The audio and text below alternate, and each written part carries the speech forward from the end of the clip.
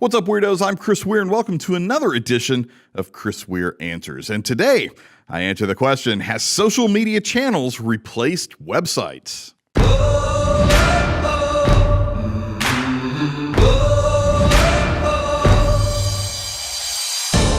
Social media evangelists would love for you to think that social media channels have replaced the websites, because social media channels that's all they know. So they would love for you to be using them for that, and it takes a lot more ongoing maintenance, so you would be spending a whole lot more money that way. But they've been trying to do this for many years. In fact, it's been one of my great frustrations and disappointments in advertising, and probably one of the biggest reasons I've started the Chris Weir experience and started pushing my personal brand as I have, because I'm just so frustrated and disappointed with all of these people that are out there that are spewing this crap. And I'm not necessarily disappointed because they're untrained and unprofessional. They are, but that's not necessarily why. It's that they're trying to convince you that they are trained and unprofessional. And the fact is, they have no understanding of brand management. They don't have a clue that social media is a small piece of a much bigger puzzle. So they try to take, especially startups and small businesses, they try to take all of your advertising budget for this one area of marketing, which is a huge mistake. You never put all your eggs in one basket. But these guys will pitch it till the cows come home, and they make it sound so convincing. They pull out all these colorful graphs and charts and statistics and all this kind of mess. And all the statistics are generally skewed. They're never completely upfront and honest. The problem is these guys are not practitioners. They're not operations people. They've never run a business. They're out chasing the newest thing. That's why you see so many social media companies closing today. Thank goodness. It's not nearly as bad as it was, 5-10 years ago. They're still there and they're still annoying, but not nearly as bad. But the reason is they're all out chasing the new thing. Now they're on cryptocurrency or VR or AR or something. Now they're just moving on to the next thing. So you really have to watch out for these folks. They're the ones that are preaching the sermon of social media instead of website. They're the ones preaching that. And like most things that come out of their mouths, they are wrong. Social media is a great entryway today. And it's a good way to be introduced to your audience, for your audience to be introduced to you, for you to start a conversation with them. Social media is incredibly relevant. But social media channels come and go. I mean, anybody that is over the age of, let's say 35, you know what MySpace is. But for some of you new folks coming into the industry, you've never even heard of MySpace.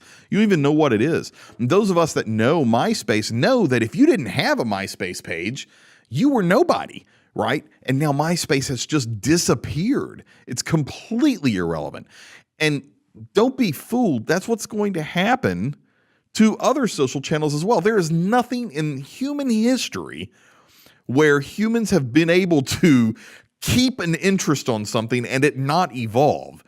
Everything in human history has evolved, and so will social media channels. And if you rely on that social media channel solely to be the bearer of your narrative, here, let me put it another way, right? You do not own Facebook. You don't own Instagram or Twitter or LinkedIn. You don't own these channels, which means you can't control anything about them, right? They can change the layout anytime they want to. In fact, they have multiple times, and it's usually incredibly frustrating, and it changes the design that you don't want, and you don't want it to be laid out like that, and then you just have to deal with it. Right? So you can't control the layout. You can't control what sections they make available. They could pull away your bio section tomorrow, just like that. They could pull it away.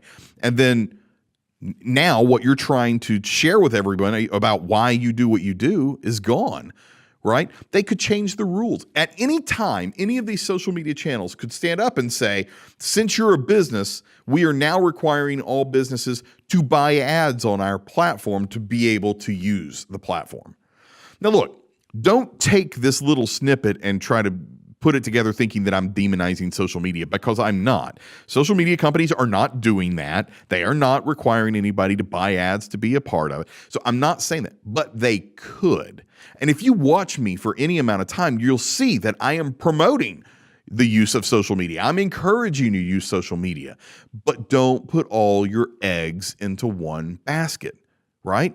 You need to be smart about what you're doing as far as delivering how, let me say not what, but how you are delivering your narrative. Whether you're using your website as a digital brochure that just has a few pages, 5-6 pages on it or whatever, just with simple information, or it's a full-fledged e-commerce site that you sell products on, you need to have the website. And my last note that I want to make on this topic is, I think one of the reasons people are trying to go towards social media, or at least one of the pitches that these social media companies are trying to share, is social media, for the most part, unless you advertise, but social media for the most part is free. You don't have to pay for social media. Well, so they pitch, $10,000, $15,000, $20,000 websites. And what's been frustrating through the years is honestly, I did my first website in 1996 and I built it in pure HTML. I've been building websites for almost 23 years. Oh my God. That made me feel old. I've been building websites for a while now, folks. I've seen a lot of changes over the past, couple decades. And one of the things that always surprises me are those companies who end up paying $10,000 and $15,000 and $20,000 for a website. And I look at the website and it's absolute mess. It's not even remotely close to being worth that. I mean, look, even with, a shameless plug here for 2-Second Media, you can get a website with us starting for under $1,000. I mean, put that into perspective, right? So if you think about that, right? Now, that's not to say that at startup, the very beginning, you're even able to pay that kind of money. If not, look, there are a lot of free versions that are out there. There are a lot of these little CMS softwares that are out there that are free. So you can put something together pretty quickly and have it. And then when the budget allows, go and do it. But don't say, oh my God, it's going to be a $10,000 investment for a website. That's not the case. That is not how much websites cost. Some people charge that much, and yes, you can find them who do it that much. If you want to pay that much, have at it. But if you don't want to pay that much, if you don't have that kind of budget, there's plenty of options available to you that you can actually create a website, and you don't have to solely rely on just a volatile social media market, basically is what that is. The channels are within the social media market, and it is such a volatile market.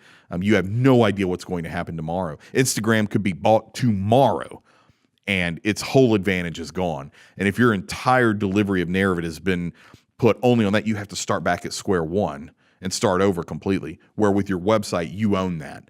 That's yours. The only time that changes is if you want it to change.